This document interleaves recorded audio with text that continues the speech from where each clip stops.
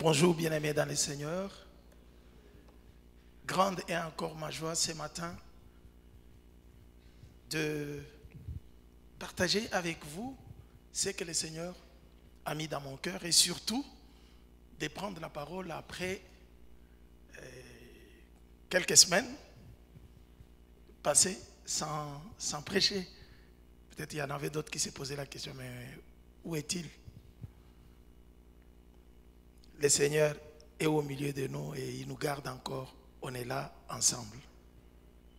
Que la paix et la grâce de Dieu nous soient données tous ce matin au nom de Jésus-Christ. Pendant ces temps, pour les chrétiens, nous sommes en train de réfléchir déjà, nous sommes dans la voie vers la fête de Pâques.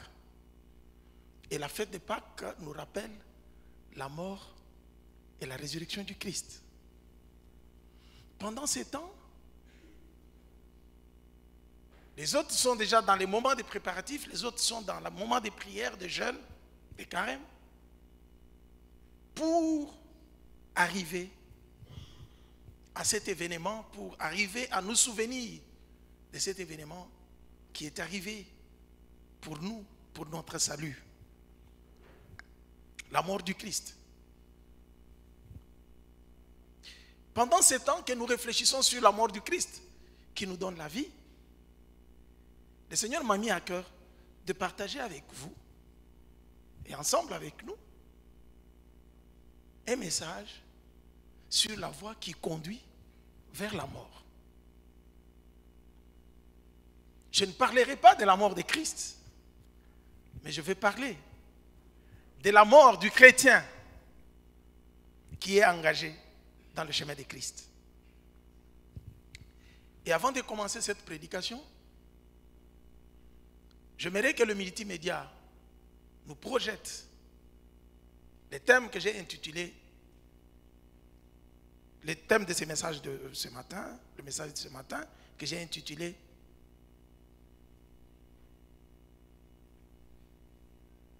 Non, c'est l'autoroute de la mort dans la vie du chrétien. C'est comme ça que j'ai intitulé le message de ce matin. L'autoroute, pas la route, mais l'autoroute de la mort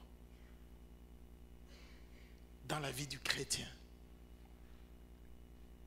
Je prends l'autoroute, pourquoi? Puisque vous savez que pour tous ceux qui conduisent et tous ceux qui sont au Maroc, le Maroc a beaucoup d'autoroutes qui relient le ville. Quand vous vous engagez sur l'autoroute, sachez très bien que vous n'allez pas faire un demi-tour ou bien vous allez faire le retour. Ce n'est pas une voie à deux sens où vous allez et puis vous pouvez faire des manœuvres, retourner dans l'autre sens. Quand vous êtes engagé sur l'autoroute, vous prenez une vitesse qui est supérieure par rapport à la vitesse que vous pouvez rouler dans la ville et il y a des panneaux qui vous indiquent votre destination. À chaque fois que je vais prêcher, par exemple, à Kenitra, quand je prends la voiture, j'aime prendre l'autoroute, puisque je n'aurai pas beaucoup d'embouteillage, c'est vers et jusqu'à Kenitra. Et je vais rouler à 120.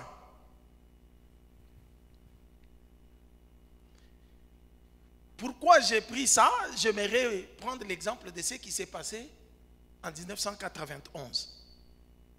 Je pense peut-être parmi nous, il y en a d'autres qui n'étaient pas encore nés.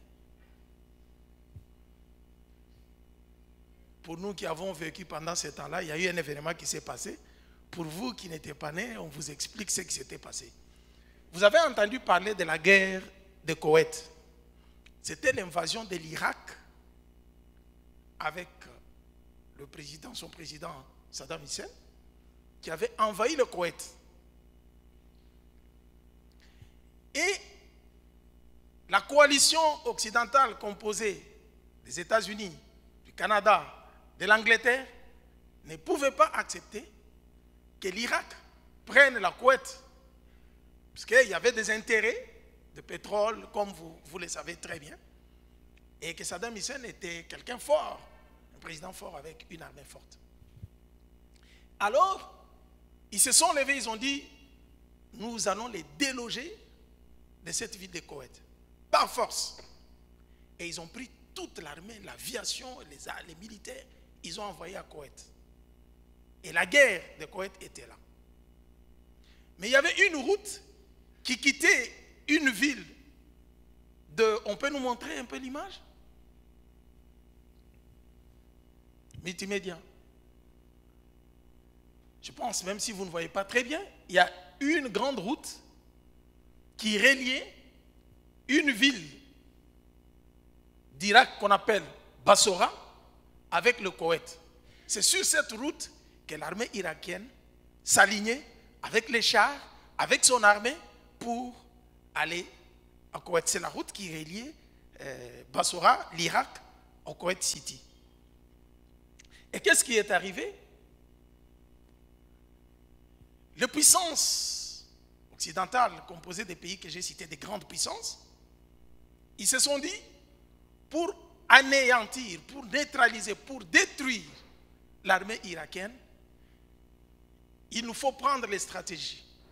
Et qu'est-ce qu'ils avaient comme stratégie?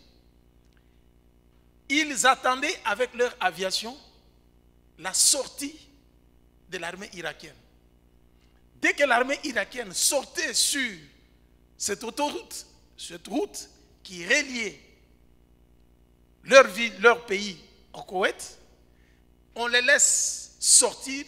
Dès qu'ils s'engagent sur la route, il y avait la frappe de ces grandes puissances de l'aviation qui venaient détruire. Ce que vous voyez là, vous regardez, il y a des chars, des camions blindés et des gens qui sont morts, qui sont restés en route. On a fait le bilan de ces décès. Ça s'est passé du 25 au 27 février 1991. Pour ceux qui parlent comme les Belges et les Suisses, 91. Et le lieu était la route entre le Koweït et Bassora. Il y a eu plus de 3 000 à 10 000 soldats qui ont été tués. Donc, tout militaire, toute armée qui pouvait s'engager sur cette route, il devrait être sincèrement frappé et il devrait mourir. Et on avait surnommé cette route l'autoroute de la mort. Mais ce n'est pas de cette histoire que je vais vous parler ce matin. Mais moi, je vais parler de l'autoroute de la mort du chrétien. Amen.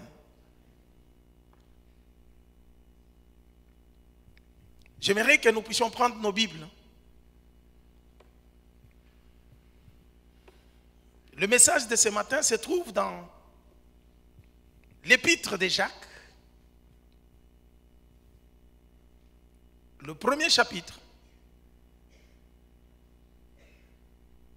et les deux versets qui nous concernent plus, les trois, c'est le verset 13, le verset 14 et le verset 15. Jacques 1, 13 à 15.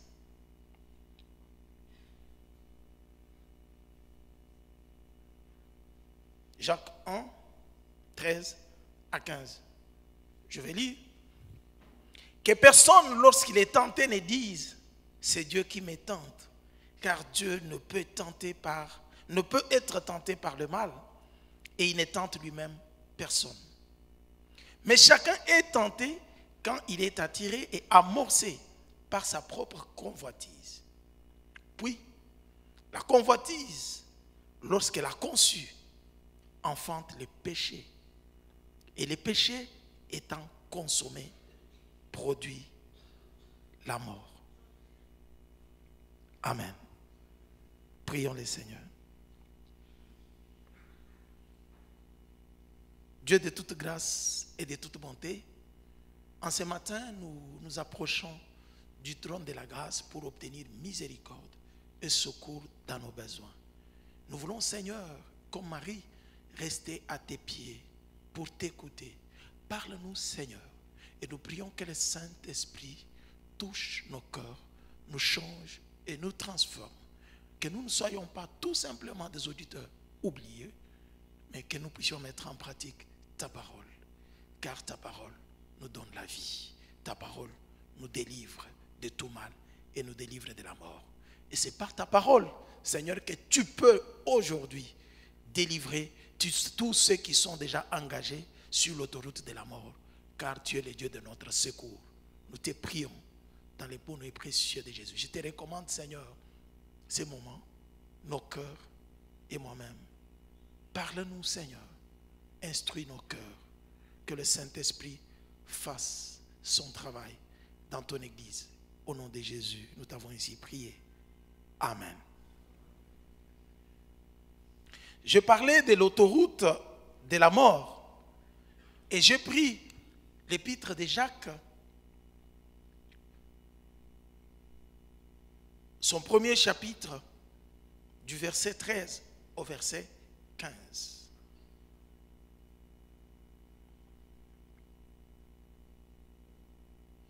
Dans ce verset, on nous dit que personne, lorsqu'il est tenté, ne dise « c'est Dieu qui me tente », car Dieu ne peut être tenté par le mal, et il ne tente lui-même personne.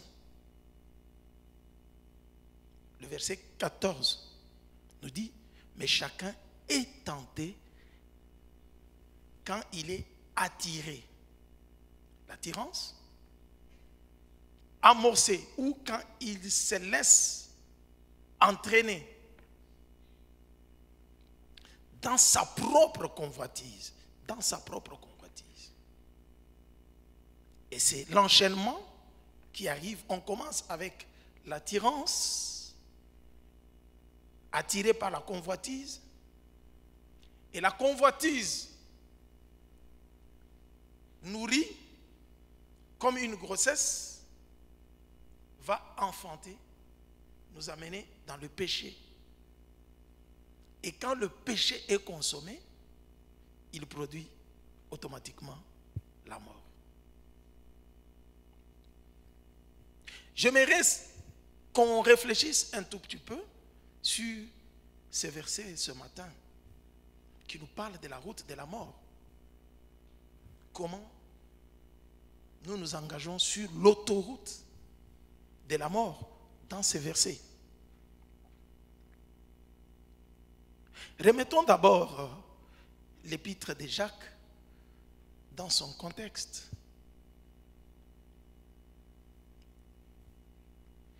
Quand on parle de Jacques, je sais que dans la Bible, il y avait plusieurs Jacques. Mais ici, même s'il y a des chercheurs qui s'étirent et qui disent, bon, ce n'est pas réellement Jacques qui a écrit, puisqu'il y a des problèmes sérieux avec ceux qui ont écrit les livres de la Bible. Mais ce n'est pas ça notre objectif ce matin. J'aimerais tout simplement que nous puissions comprendre que ce livre est attribué à Jacques, le frère de Jésus. C'est lui qui était parmi les piliers de l'église de Jérusalem. Les gens connaissent Pierre, mais il y avait Jacques qui était là. Et ce sont eux qui étaient les piliers qui gardaient l'église de Jérusalem. La première église, pour ne pas dire l'église primitive. C'est Jacques, si vous vous rappelez en Actes des Apôtres, la conférence de Jérusalem, chapitre 15, si j'ai une bonne souvenance. Quand on s'est disputé, on cherchait à parler de païens qui étaient venus à Christ, de ce qu'ils devraient faire. C'est Jacques qui prenait la parole dans leur discussion, parmi les piliers, quand il prenait la parole pour expliquer qu'il ne faut pas qu'on surcharge ceux qui ne sont pas juifs avec toutes nos lois juives. Il faut tout simplement qu'ils s'abstiennent du sang, de ceci, cela. Si vous lisez Actes chapitre 15, vous comprendrez que Jacques avait pris la parole dans une conférence ou dans les synodes, puisqu'il était le pilier de l'église. C'est à lui qu'on attribue cet épître. Mais à qui il s'adresse? Pour bien comprendre, c'est à qui est destiné cet épître. J'aimerais que Multimédia nous projette d'abord à partir du premier verset. Jacques chapitre 1, le premier verset. Nous verrons qu'il se présente. Il dit, Jacques, serviteur de Dieu et du Seigneur Jésus-Christ, aux 12 tribus qui sont dans la dispersion. Il salue. Il écrit, il s'adresse, comme un bon juif, il s'adresse aux 12 tribus qui étaient en dispersion. Quand on parle de la dispersion, comment la dispersion est arrivée? À l'église de Jérusalem, rappelez-vous, quand les miracles ont commencé à se produire, les Juifs étaient ensemble.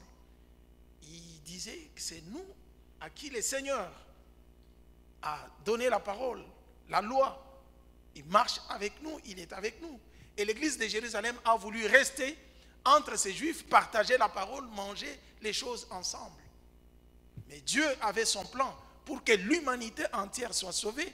Il avait fallu qu'il y ait la persécution qui arrive pour que tous ceux qui devraient se rassembler puissent se disperser et aller maintenant ailleurs. Et partout où ils partaient, c'est comme ça qu'ils commençaient à annoncer l'évangile. Vous vous rappelez de l'histoire de Philippe avec l'eunuque éthiopien, n'est-ce pas? Philippe était parmi les diacres établis pour la distribution des biens à l'église de Jérusalem. Mais à cause de la persécution, il a fui. Il est parti à Samarie. Il a commencé à annoncer l'évangile. Et là, il n'était plus diacre, il était devenu évangéliste. Et il produisait beaucoup de miracles. Et c'est dans cette souffrance, dans ces moments et dans ces temps difficiles, quand ils étaient en train de fuir, que Jacques, après la mort d'Étienne, Étienne qui a été lapidé, qui meurt, et les autres ont vu qu'il y avait la persécution, ils ont commencé à fuir. Et Jacques écrit à ces gens qui étaient en dispersion, en train de fuir, il leur écrit pour les encourager à garder la foi, à rester fermes pendant les moments difficiles, à regarder le Seigneur, à obéir au Seigneur pendant que le temps est très difficile, à ne pas perdre la foi. C'est comme ça qu'il écrit au verset 2. Il dit, mes frères, regardez comme un sujet de joie complète des diverses épreuves auxquelles vous pouvez être exposés. Sachant que l'épreuve de votre foi produit la patience. Mais il faut que la patience accomplisse parfaitement son œuvre, afin que vous soyez parfaits et accomplis sans faillir en rien. Dans ces premières lignes, Jacques s'adresse à ses frères, à ceux qui étaient à l'église, qui étaient en dispersion, pour leur dire que considérez comme sujet de joie toutes ces épreuves qui viennent de l'extérieur pour secouer notre foi. Tous ces temps difficiles qui arrivent. Ces épreuves que nous sommes en train de connaître, c'est-à-dire toutes ces tentations, ces souffrances qui viennent de l'extérieur, qui nous est imposées pour la foi, sachez très bien que Dieu le permet. C'est pour cela qu'on parle des épreuves, pour affermir notre foi. Sachez que quand vous allez résister à ces épreuves, ça va tailler en vous. Ces épreuves vont forger un caractère en vous. Vous serez des gens patients. Et quand la patience sera installée en vous pendant ces temps difficiles, vous serez des hommes accomplis, affermis. L'objectif de Dieu, quand nous sommes dans des épreuves, c'est pour affermir notre foi. Afin que nous ne soyons pas des gens qui peuvent être trimballés de gauche à droite.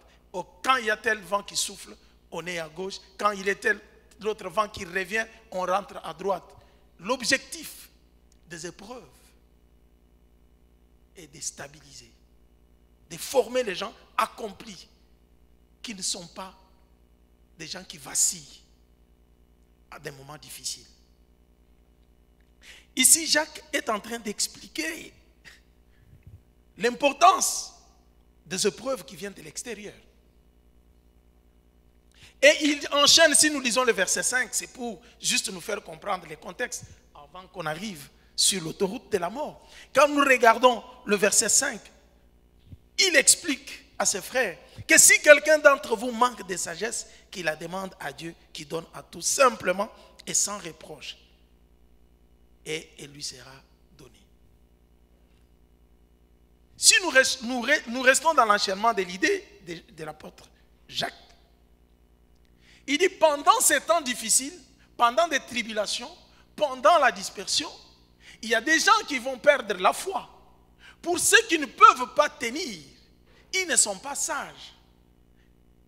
Et si les gens ne peuvent pas comprendre la volonté de Dieu, la connaissance de Dieu, la Bible nous dit la connaissance de Dieu est le commencement même de la sagesse.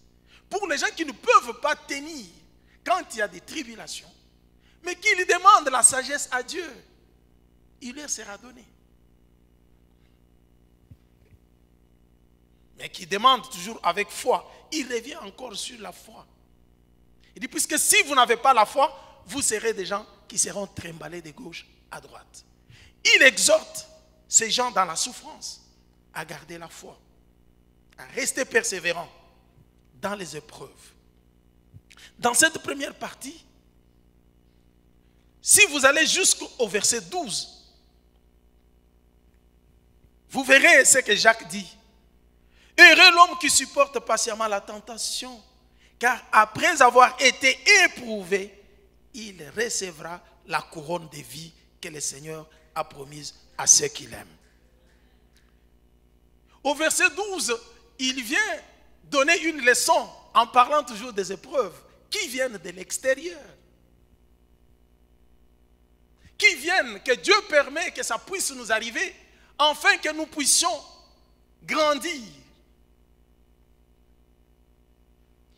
Il dit, heureux l'homme qui reste ferme, qui garde la foi pendant les épreuves, puisqu'il recevra la couronne de vie que Christ a promis à ceux qui le servent, à ceux qui l'aiment. Celui qui aime Christ ne l'abandonne pas puisqu'il y a telle tribulation qui est arrivée. C'est quelqu'un qui a les yeux fixés sur Jésus. Il garde la foi dans les temps difficiles. Ça, c'est pour les épreuves. Mais quand nous arrivons au verset 13 que nous avons lu, il vient nous parler maintenant. Il fait la différence entre ce qu'il disait à ses frères pour garder la foi, les épreuves que Dieu permette, les tentations que Dieu permet, que ça nous arrive, pour affermir notre foi, qui venait de l'extérieur, qu'on leur avait imposé. Mais maintenant, il marque la différence. Quand nous arrivons au verset 13 et 14, il dit que personne, lorsqu'il est tenté, ne dise c'est Dieu qui me tente. Car Dieu ne peut être tenté par le mal et il ne tente lui-même personne. Mais chacun est tenté quand il est attiré et amorcé par sa propre convoitise. Et c'est le début de notre prédication sur l'autoroute. Jusque-là, j'étais dans l'introduction. À partir du verset 13, nous entrons maintenant sur... Jacques nous montre ce que j'ai surnommé l'autoroute de la mort.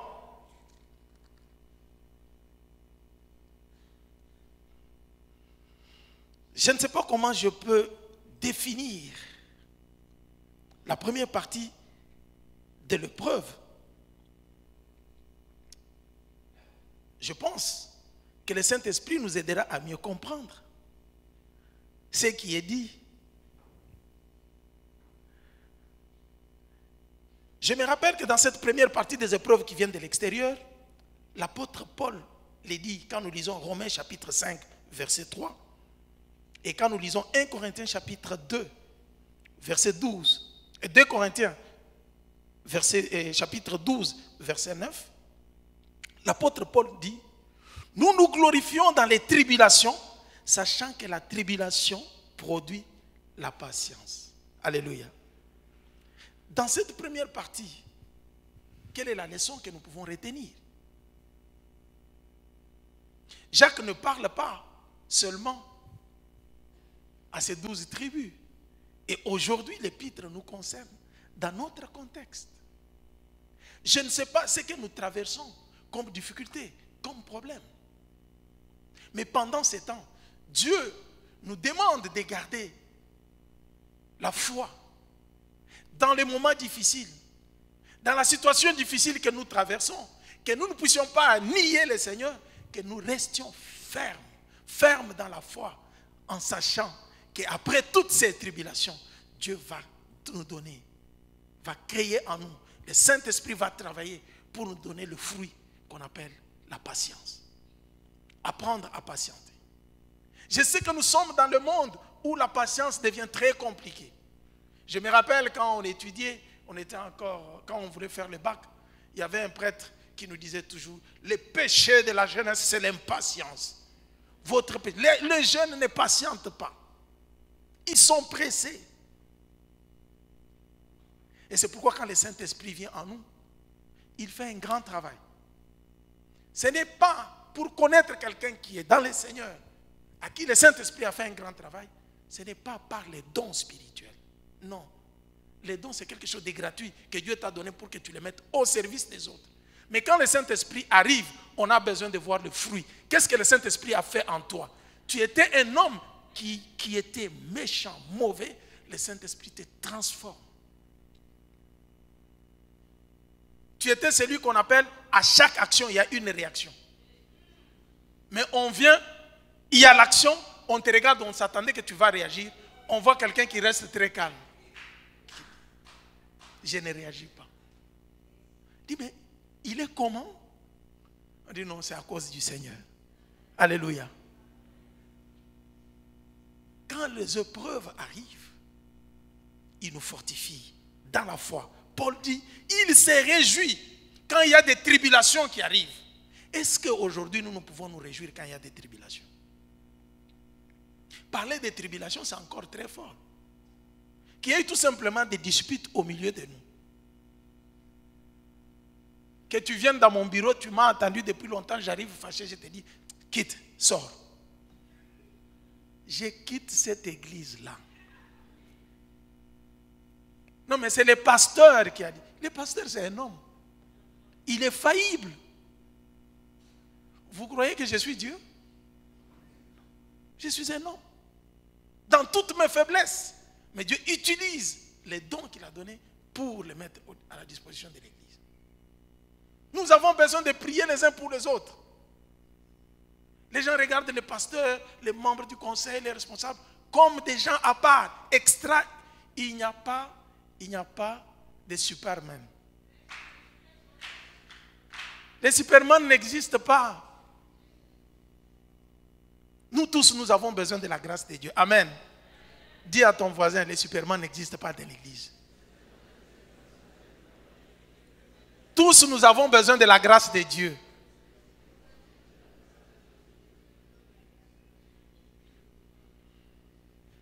Mais pourquoi tu dois quitter l'église puisque tu t'es chamaillé avec ton frère, avec le responsable de ta commission? Pourquoi?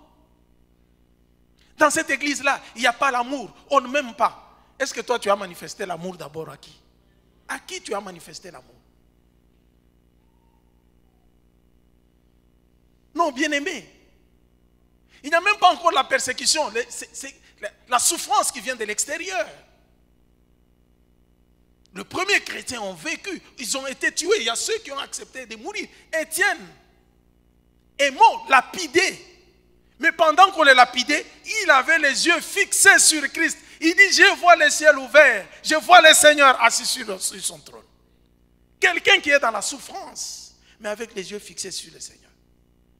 On est en train de te lapider. Tu meurs lapidé, mais les yeux, tu vois le ciel ouvert. Qui aujourd'hui peut garder sa foi dans la souffrance au milieu de nous? Il suffit d'un petit rien. Alors que les apôtres nous montrent qu'ils se réjouissent, qu'il y ait des tribulations. Puisque Dieu est c'est les moments de formation, c'est les moments que Dieu permet qu'ils quittent de la classe inférieure vers la classe supérieure. Nous étudions tous. Nous savons très bien qu'après la formation, on ne peut pas passer dans une classe supérieure si on n'est pas passé par les épreuves. Même si on les appelle ici les contrôles. Et Dieu permet que quand on nous enseigne, quand nous vivons dans l'église tel que nous sommes là, il nous a donné les dons, nous évoluons, qui est maintenant pour fortifier notre foi, pour montrer qu'on a quitté de l'état de bébé spirituel à un état des hommes qui sont capables de nourrir aussi les autres. Dieu va permettre que nous puissions passer par des tribulations, par des moments difficiles. Ça peut arriver par mon voisin, ça peut arriver dans la rue, ça peut arriver par... On ne connaît pas les épreuves que chacun traverse. Mais est-ce que c'est à cause de ça que tu peux abandonner la foi? Si tu abandonnes la foi, tu as échoué, mon frère, ma soeur.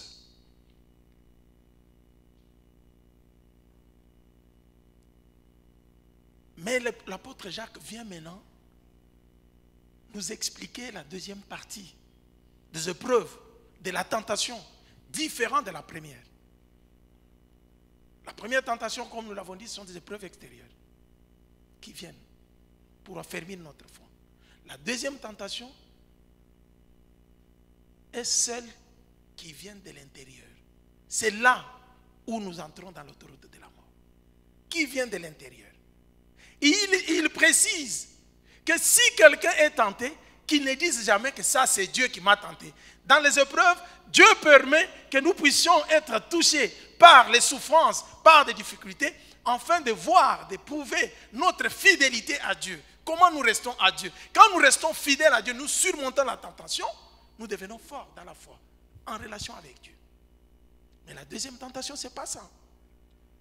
Ça, c'est un état moral qui vient de l'homme intérieur, la nature de l'homme, qui nous pousse à faire le mal, qui nous pousse à commettre le péché. Ça ne vient pas de l'extérieur, ça ne vient pas de Dieu. L'apôtre Jacques nous montre que cela vient de nous. Quand quelqu'un est tenté, qu'il ne dise pas que c'est Dieu. Non.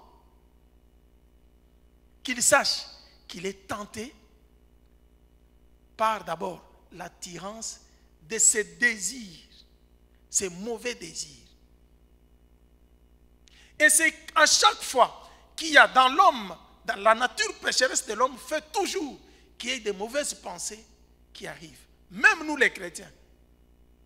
Vous savez, en venant à l'église dimanche, si Dieu pouvait projeter comme multimédia les pensées de chacun d'entre nous, on allait fuir tous. Et là, personne ne peut être épargné. Puisque la nature de l'homme est liée au péché. Il y aura toujours, même si vous êtes chrétien, TTS, trop spirituel, il y aura toujours des mauvaises pensées qui vont venir.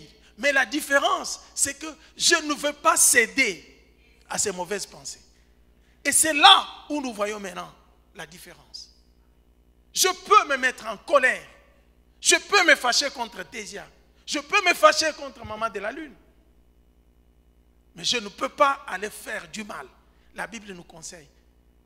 Quand vous êtes fâché, ne permet pas à la colère de passer toute une nuit. On reconnaît qu'on est faible. Les mauvais désirs, le vieil homme, la nature pécheresse de l'homme envoie toujours. C'est ce que le diable utilise pour vous envoyer de mauvaises pensées. Vous ne serez pas épargnés. L'envie de l'homme à chercher à posséder, à avoir. Quand il voit quelque chose de bien chez l'autre, vraiment, c'est lui qui peut avoir ça, moi je ne peux pas avoir. La convoitise. C'est la convoitise. Quand quelqu'un, l'attirance, la convoitise, vous projette devant vous des signaux pour que vous puissiez vraiment remarquer. Quand vous regardez, vous êtes attiré. Et si vous laissez entraîner, vous succombez à cette tentation, vous tombez dans le péché. La convoitise arrive. La convoitise arrive, bien-aimé. On regarde. Je connais une histoire qu'on m'a racontée. Nous sommes dans un monde que vous ne pouvez pas vous imaginer. Une maman avec ses enfants, Dieu a béni son mari avec beaucoup de biens. Il avait de l'argent, il faisait des voyages, il a acheté des parcelles, il a construit des maisons. Pour des petites disputes entre l'homme et la femme. La femme était en train de monter toujours ses enfants. Par la jalousie. Votre papa, on ne sait pas ce qu'il peut faire. On ne sait pas ce qu'il peut faire aujourd'hui. On ne sait pas, on ne sait jamais. Manque de confiance. Dans le mariage, des petites disputes.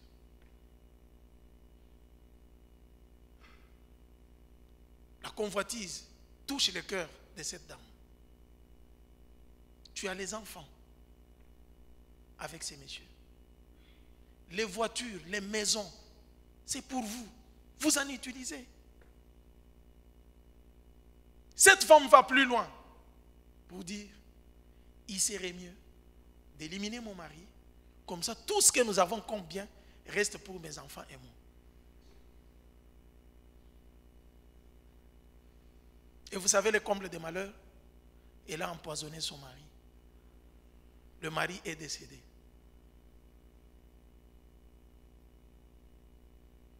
La convoitise. Comment je peux rester avec tout ce qu'il y a? Mais tout ce qui est à ton mari est à toi.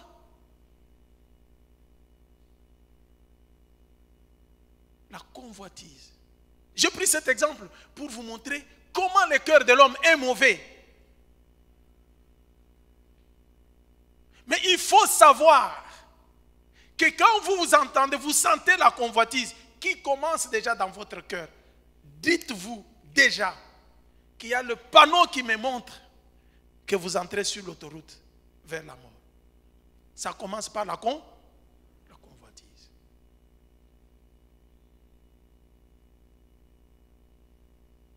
Je connais une fille qui a quitté le pays, qui est venue ici, envoyée par les parents pour étudier. Elle se dit chrétienne. Elle vient ici à cause des difficultés. Puisqu'elle n'a pas assez d'argent. Elle ne veut pas être patiente. Elle cherche les raccourcis. Je vais réussir de moi-même. Commence à demander de l'argent auprès des garçons. Mais tout ce que vous voulez avoir par convoitise n'est pas toujours bien. Même tout ce qu'on vient vous présenter, les diables peuvent vous présenter un homme beau, avec beaucoup de moyens. Il dit, mais tu sais, tu es dans la crise, hein? Tu n'as même pas la bourse d'AMCI. Tu n'as pas, à l'église, tu n'as même pas la bourse de CI. Mais tu vas crever. Moi, je suis là. Comment tu vas payer les loyers? La crise des dirhams, vous connaissez ça, non? Diramitose. Mais je vais te payer. Les loyers, tu as l'argent, tu as tout. Tu peux vivre tranquillement. Qu'est-ce qui te dit que cette vie, l'argent qui va te donner là, te fera vivre tranquillement? Juste pour les besoins des loyers et tout ça, tu donnes ton corps. Mais je vous dis sincèrement que le monsieur savait ce qu'il faisait. Il prenait tout ça en argent puisqu'il savait qu'il était atteint de VIH. Et toutes les filles qui ont accepté de succomber à cette tentation ont pris l'autoroute de la mort.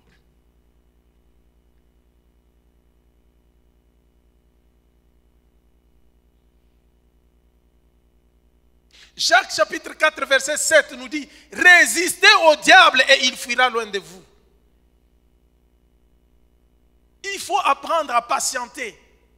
Vous savez, à chaque fois qu'il y a des temps difficiles qui arrivent, comme Jacques l'a dit dans la première partie, nous devons garder les yeux fixés sur le Seigneur. Pendant ce temps-là, il nous accordera la paix. Dans la souffrance, mais vous vivez dans la paix.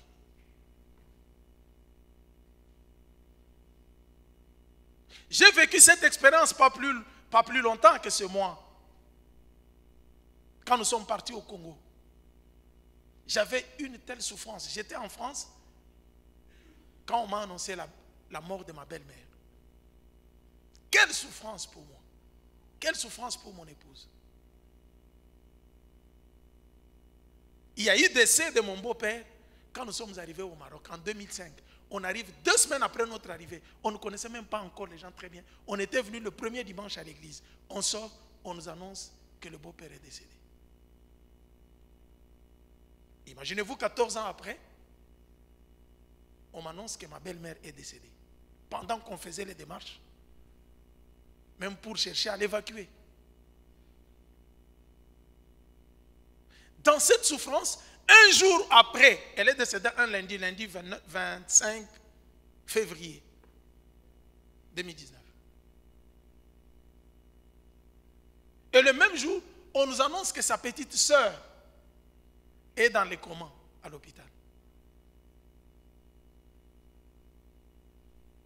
Le mardi, on nous annonce que sa petite sœur vient aussi de mourir.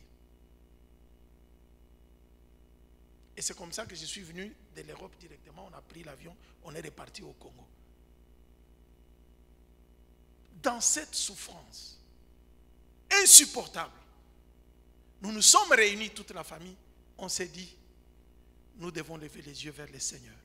Sinon, c'est difficile, c'est lourd à supporter. Sinon, quelqu'un peut piquer la crise et mourir. Et je me rappelle que ma prière depuis l'Europe, j'étais en train de prier, j'ai dit, Seigneur, toi qui as permis que cette situation nous arrive, accorde-nous ta paix qui surpasse toute intelligence.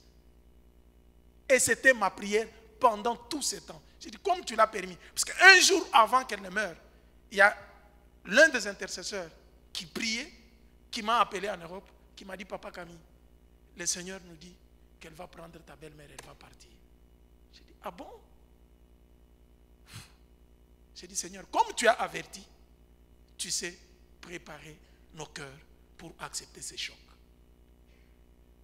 Et quand le mardi, on m'a annoncé qu'elle était décédée, et lundi, mardi, on annonce que sa petite soeur est décédée. J'ai dit, Seigneur, des chocs comme ça, il n'y a que toi qui peux atténuer. Je vous dis, nous sommes descendus au Congo pour l'enterrement de ma belle-mère. J'ai vécu une situation que je n'ai jamais vécue. Et si j'étais ici au Maroc, peut-être je n'allais pas vivre ça. Je ne sais pas. Arrivé là, on a fait sortir les corps, on était tous assis. Dans les temples, l'ancien temple de l'église, parce qu'il y a une église qui loue là-bas. Après un moment, je ne sais pas ce que le Seigneur a fait pour moi et pour mon épouse et ses frères. Nous sommes tous, quand nous sommes partis, on a laissé les corps qu'on devrait rentrer à la maison. On est partis à la maison, dans la souffrance, tous, nous avons commencé à louer le Seigneur. Parce qu'on se disait, on ne peut pas tenir, il faut fixer les yeux sur le Seigneur. On a fait une louange qui a réjoui le cœur de tout le monde. Et jusque-là, je ne sentais pas la douleur de cette perte. Je me disais, je savais que je pouvais piquer une crise. Ma femme pouvait piquer une crise. Mais puisqu'on avait les yeux fixés sur celui qui a donné la vie, il a accordé la paix et nous avons surmonté ces chocs. Aujourd'hui, je suis au milieu de vous, en train de vous parler. Dit, quand les situations difficiles arrivent, nous devons fixer les regards vers le Seigneur. Amen. Il sait nous accorder la paix. Et quand vous succombez à la tentation, à la convoitise de ce qu'il vous présente, vous vous êtes engagé sur l'autoroute de la mort. Quand les mauvaises pensées alimentent votre esprit, apprenez à résister. Sinon, quand vous laissez les mauvaises pensées nourrir, les mauvaises pensées traverser votre tête, restez pendant longtemps, c'est-à-dire que vous êtes en train d'entretenir une grossesse. La convoitise conçoit et il va enfanter quoi? Le péché. Le premier panneau qui vous indique que vous êtes sur l'autoroute de la mort, c'est la convoitise. Dès que vous voyez ces panneaux, quand vous prenez l'autoroute, il y a toujours des panneaux qui dessinent l'autoroute, qui vous montrent là où vous allez. Quand vous voyez l'autoroute qui vous montre déjà, prends, ça c'est l'autoroute des Tanger. Si vous y entrez, vous allez jusqu'à Tanger. Si vous y entrez et que vous ne sortez pas pour aller dans une autre ville, vous allez jusqu'à Tanger. Heureusement que pour les autoroutes, dans les autoroutes, même si vous courez de longues distances, il y a toujours des sorties des autoroutes. Pour ne pas arriver dans la ville ou dans la ville de la mort, il serait mieux de faire quoi? D'emprunter une sortie, entrer dans une autre ville. Quand je veux aller à Tanger ou je veux aller à Fès, si je refuse d'aller à Fès, je dis, qu'est-ce que je veux faire? Je me suis engagé sur l'autoroute. Il faut chercher une petite ville. Dès qu'il y a l'issue, je sors par là pour entrer dans une autre ville. Je peux prendre même la route nationale et retourner. Mais quand vous êtes sur l'autoroute, vous n'allez pas rentrer sur la même voie. Alléluia. Il faut chercher la route de retour. Le premier panneau qui nous mène vers la mort, c'est la convoitise. C'est ce qui vient de nous. Il n'y a pas moyen de nous débarrasser de ça. Puisque toute notre vie, nous serons bombardés avec les images qui vont nous donner toujours des mauvaises pensées. Mais le problème, c'est comment nous allons gérer cette situation. Si ça persévère en nous, ça prend l'habitude. Vous conservez ça, vous allez tomber dans les péchés. Vous serez obligé de satisfaire les désirs de la chair. Puisque l'apôtre Paul nous dit en Galates que les désirs de la chair sont contradictoires à l'esprit. L'apôtre Paul pouvait crier, pauvre pécheur, qui me délivrera de ce corps du mal? Le bien que je veux faire, je ne le fais pas. Mais le mal que je ne fais pas, c'est ce que je fais. La convoitise, le premier panneau qui nous montre que vous êtes déjà sur l'autoroute. Et quand vous prenez l'autoroute, sachez très bien que c'est dangereux. Puisque vous êtes déjà emporté à une vitesse qui est supérieure à la vitesse normale. Dès que vous nourrissez vos pensées avec la convoitise, vous allez finir par tomber le plus vite que possible. Le plus rapidement possible. On peut s'aimer dans nos pensées. Même nous-mêmes, nous pouvons être la source de cette convoitise. Ça remonte en nous, en tant que célibataires. On entre sur l'internet. Combien de jeunes gens sont en train de regarder des pornos, même sur le portable? Ce sont des pensées que vous s'aimez. Mais comment vous allez vous en sortir? Mais dès que vous allez tomber dans le péché, vous succombez dans le péché. Le deuxième panneau, directement, sachez très bien que vous êtes au terminal, le terminus. Puisque le salaire du péché, c'est la mort. Nous avons la convoitise qui nous amène directement au deuxième panneau. En pleine autoroute, c'est le péché. À la vitesse supérieure, vous succombez dans le péché, vous attendez la mort.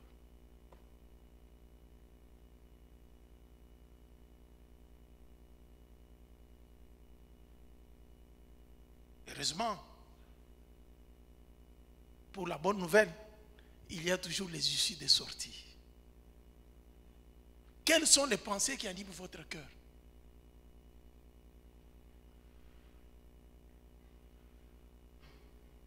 En France, avant que je ne vienne, il y a un ami pasteur qui m'a appelé.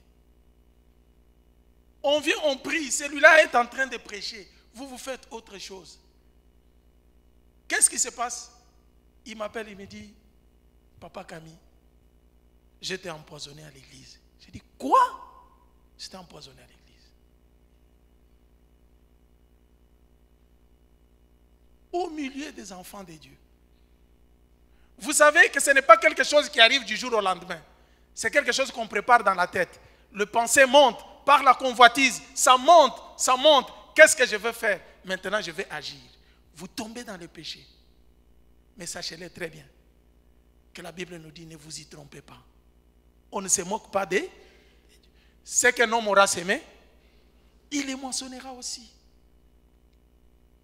Tu sèmes la mort, tu vas en rencontrer.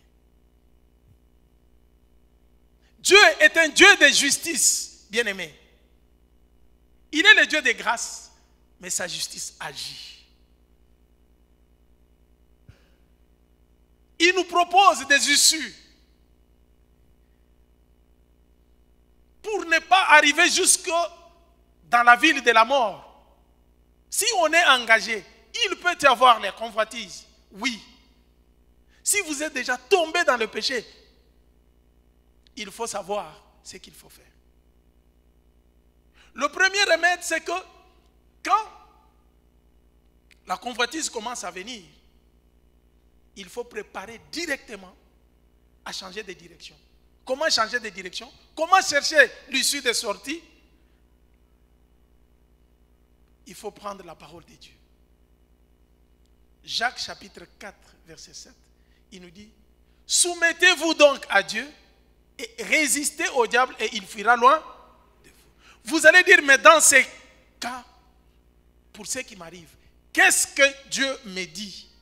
Si Christ était à ma place, qu'est-ce qu'il ferait à celui-ci? Résistez à toutes les passions qui vous arrivent. Regarde, tu prends de l'argent, tu veux prendre de l'argent, tu veux vivre. Tu veux vivre avec cet argent, ça va t'aider. Prends, tu te dis chrétien. Oh, mais il y a beaucoup, le diable va vous prêcher très bien. Vous ne savez pas qu'il y a beaucoup de chrétiens qui tombent. Seulement toi, si tu tombes une seule fois, qu'est-ce que ça ferait? Mais c'est cette seule fois-là, si tu es recherché par les démons, qui te posera des problèmes. Permettez-moi de donner des exemples douloureux aujourd'hui. Il y a une maman avec ses deux filles. Un serviteur de Dieu nous racontait. Une maman et ses deux filles. Un garçon atteint de VIH est venu courir avec la première et la deuxième. L'argent.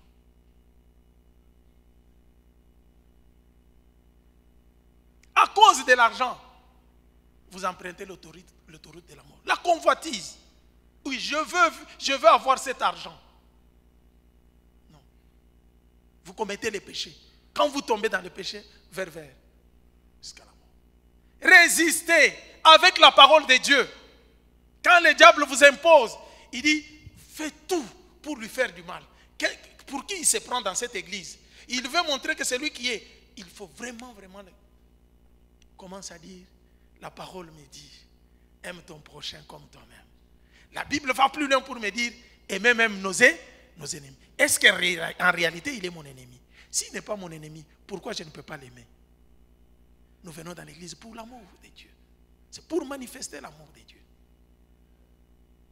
Le premier remède, c'est résister au diable avec la parole de Dieu. Comment nous pouvons résister dans la parole? Nous ne pouvons pas résister seulement en répliquant à la parole, comme Christ l'avait fait avec les diables. Prends ces pains, transforme en pierre, et prends ces pierres, transforme en pain, et mange. Puisqu'il savait que Christ avait faim, il venait déjeuner pendant 40 jours et 40 nuits. Il en avait besoin, il savait qu'il était dans les besoins. Christ dit non.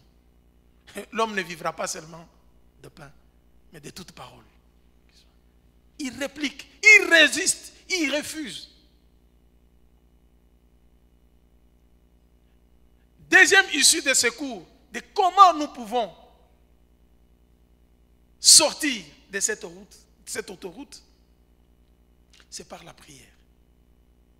On résiste au diable par la prière. Comment prier? J'aimerais tout simplement vous dire qu'il faut prier, demander à Dieu de vous remplir du Saint-Esprit pour que vous soyez capable de refuser la vie imposée par l'homme de la chair. De vous-même, vous ne pouvez pas. C'est pour cela que Dieu nous a donné le Saint-Esprit. Il sait que les derniers temps seront les temps difficiles. Ça sera le temps où le péché va surabonder. Mais il dit, je vais prévoir un remède. Je vais donner, je vais moi-même venir habiter en eux, afin qu'ils puissent revêtir de la capacité divine pour résister au mal. Quand le diable vous impose le mal et que vous êtes quelqu'un qui est en intimité avec le Seigneur, l'Esprit de Dieu vous aidera à surmonter. C'est comme ça que Paul disait aux gens des Galates. Qui vous a ensorcelé? Vous qui avez commencé par l'Esprit, vous terminez dans la chair. Pourquoi vous succombez au désir de la chair alors que vous avez le Saint-Esprit avec vous? Priez. Là où vous ne pouvez pas. Vous savez, quand vous allez dire, en tout cas, charnellement, j'abandonne ces péchés. Moi, vraiment, je ne veux plus faire ça. Je résiste par ta propre force. Tu sais ce que le diable va faire? Dès que tu dis comme ça, tu sors. Il s'élève avec une tentation encore plus forte. Il vous fait tomber, il commence à vous culpabiliser. Vous voyez? Maintenant, vous êtes encore tombé. C'est fini. La mort est là. Vous avez dit, n'est-ce pas que vous avez dit que je ne peux plus commettre ces péchés? Regarde. Bien-aimés, de nous-mêmes, nous ne pouvons pas. Cherchons le secours de Dieu dans la prière. Seigneur, aide-moi, par la puissance du Saint-Esprit, à ne plus commettre ces péchés. À ce moment-là, quand le Saint-Esprit entre dans cette situation, les problèmes changent. C'est là où vous voyez quelqu'un qui était seul, qui tuait les chrétiens, il s'élève, il commence à défendre le Seigneur Jésus-Christ. Ça, c'est l'action du Saint-Esprit. Nous devons résister au diable par la parole. Deuxièmement, nous devons résister par la prière.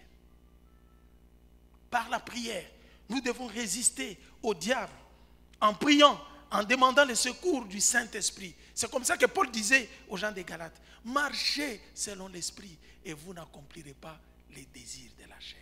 Pour éviter d'aller jusqu'au bout de l'autoroute, l'issue qui nous est donnée, c'est la prière. Développer une vie de prière personnelle. Quand vous sentez de mauvais désirs, priez, travaillez, mettez-vous au travail. Cherchez un travail dans l'église où vous devez être impliqué. Ne restez pas dans la loisivité pour que les mauvaises pensées vous viennent. Soyez occupés à faire autre chose. Quand vous sentez cela, venez travailler, servez le Seigneur. Et vous verrez que le diable va fuir. Vous lui résistez et il va fuir. J'entends dans le cœur de quelqu'un, mais moi je suis déjà tombé, qu'est-ce que je veux faire? Il y a la bonne nouvelle pour toi. Si tu es déjà tombé, que faire? Dernière issue qui te reste pour que tu n'arrives pas à la mort, c'est la repentance. 1 Jean chapitre 1 verset 9, il dit, si nous confessons nos péchés, il est fidèle et juste pour nous les pardonner. Et le sang de son Fils nous lave, enlève le péché, tous les péchés. Ce n'est pas encore tard. Aujourd'hui, c'est le jour de ta vie. Mon frère, même si tu as été un criminel, que tu as tué, il suffit tout simplement d'implorer la grâce de Dieu, de confesser, de te repentir, de dire, je reconnais que je suis un pécheur. Je demande que le sang de Jésus me lave. Je ne veux plus commettre ces péchés. Le Seigneur va vous pardonner. Et vous pouvez reprendre une nouvelle vie, conduite par le Saint-Esprit. Une vie qui glorifie Dieu, qui ne peut pas vous amener dans l'autoroute de la mort. Ne nous exposons pas sur l'autoroute de la mort. Refusons d'obéir à nos convoitises qui nous amènent à tomber dans le péché et le péché qui entraîne directement la mort. Que le Seigneur bénisse sa parole.